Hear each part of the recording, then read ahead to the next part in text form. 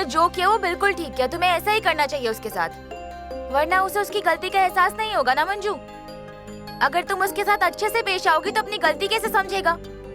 और उसे सुधरना चाहिए ना, चाहिए ना।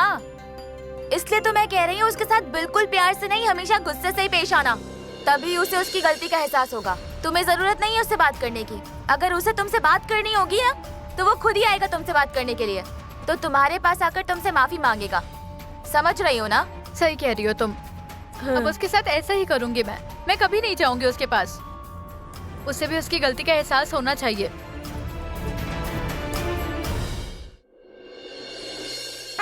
हम अंदर आ सकते हैं?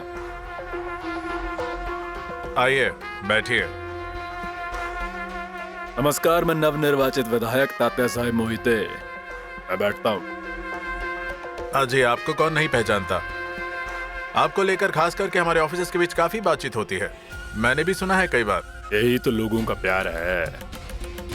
सत्या, अर्जी दो साहब को। इसे पढ़ने की कोई जरूरत नहीं है। मुझे पता है आपके रेत से भरे ट्रक जो हमने जमा किए उन्हें छुड़ाने के लिए निवेदन है ना?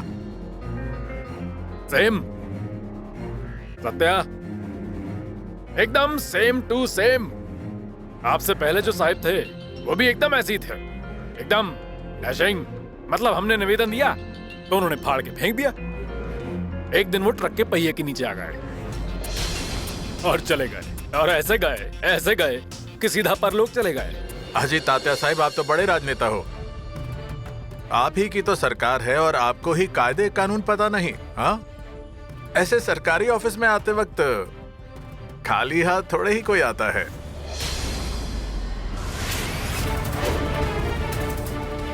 तो रिश्वत मांग रहा है मुझसे?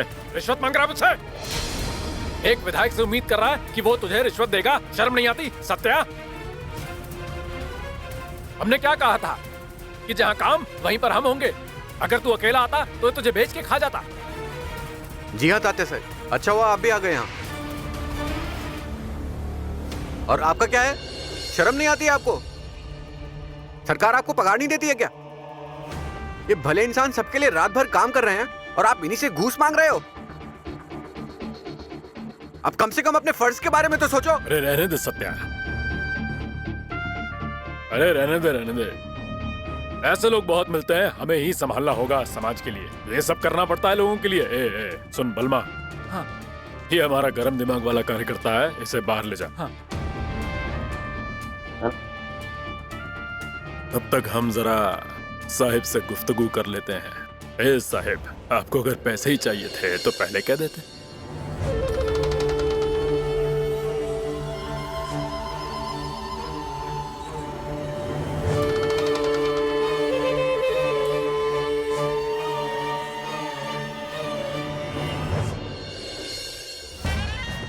अगर ये सब आप जानते थे तो आपने ईमानदारी का ढोंग क्यों रचा? अरे आपको यही चाहिए होता था तो पहले से बोल देते, मेरा चक्कर बच जाता। मेरे को आना नहीं पड़ता यहाँ पर ना। इससे आगे आपको कभी भी ऐसी तकलीफ नहीं होगी, मैं आगे से याद रखूंगा। याद रखिएगा, ये आपकी लंबी उम्र के लिए अच्छा रहेगा। वाघमारे को कॉल करूं या नहीं? मैसेज का रिप्लाई भी नहीं दिया उन्होंने। कॉल करता हूं।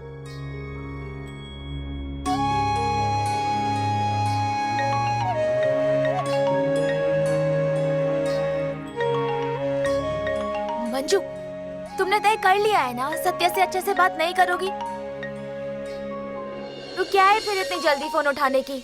अगर उससे कोई जरूरी बात करनी होगी तो? अरे यार मंजू, मुझे जो लगा मैंने वो कह दिया। मेरा काम है कहना, अब तुझे जो करना है वो कर। मेरा दिमाग मत खराब कर। हाँ, कल बात करता हूँ तेरे से।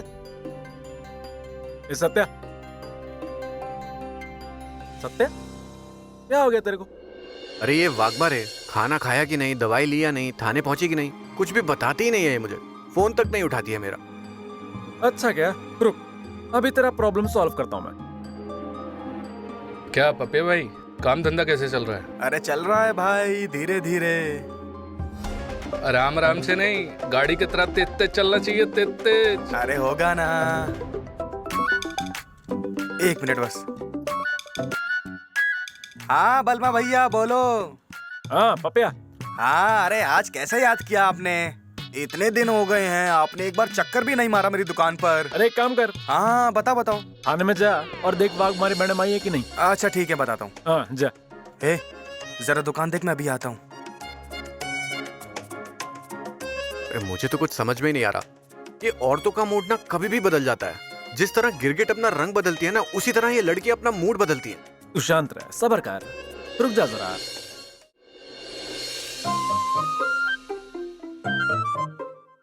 हेलो, हाँ हेलो। मंजू दीदी थाने में ही है। अच्छा, फोन देने को बोलूं? हाँ दे फोन उन्हें। हाँ पपिया, जरा फोन दे मैडम को। हाँ ठीक है देता हूँ। मंजू दीदी, सत्या भाई आपसे बात करना चाहते हैं। हेलो। वाघमारे, ये देखिए, झगड़ा अपनी जगह है, लेकिन आप खाना खाया या नहीं, दवाई ली या नहीं, ये सब तो बता देती मुझे। फोन पर बात करती नहीं है, मैसेज देखती नहीं है आप। मुझे यहाँ फिक्र हो रही है ना आपकी। सत्या, मैं वो मंजू, तुम क्यों उसकी बातों पर ध्यान दे रही हो? कह दो ना उसे, जो मेरे दिल में आएगा मैं करूंगी।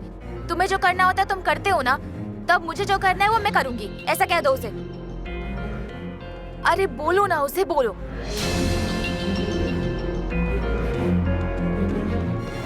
सत्या, देखो, तुम्हें मेरी फिक्र करने की कोई जरूरत नहीं है। मैं अपना ख्याल खुद रख सकती हूँ। तुम जैसा तुम्हारा दिल करता है वैसा करते हो ना, तो मैं भी वैसा ही करूंगी। तो अब आप बात को बढ़ा रही हैं। हाँ, क्योंकि तुमने किया है वैसा। देखो सत्या, तुम्हारा और मेरा कोई रिश्ता नहीं है, तो तुम मुझे कॉल मत किया करो। वाघमारे, जो मुंह में आए वो मत बोलिए। और अगर ये बात है ना, तो देखिए, मैं आपको दिखाता हूँ फिर एटीट्यूड किसे कहते हैं। और ये क्या है, गुस्सा दिखता है आपको? ये गुस्से के पीछे की फिक्र नहीं दिखती आप? मैं क्यों करता हूँ ये?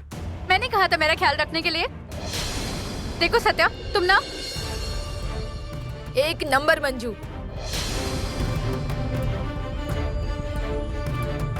सत्या, तू शांत हो, परेशान मत हो तू। अरे पति पत्नी में होता है, मेरा मतलब सब कुछ चलता रहता है, ठीक हो जाएगा। चल अब दिमाग मत खा, चल। मंजू, ये बिल्कुल सही किया तुमने। अब से उसके साथ ऐसा ही बर्ताव करना, क्योंकि अगर तुम ऐसा करोगी तो ही उसे गलती का एहसास होगा।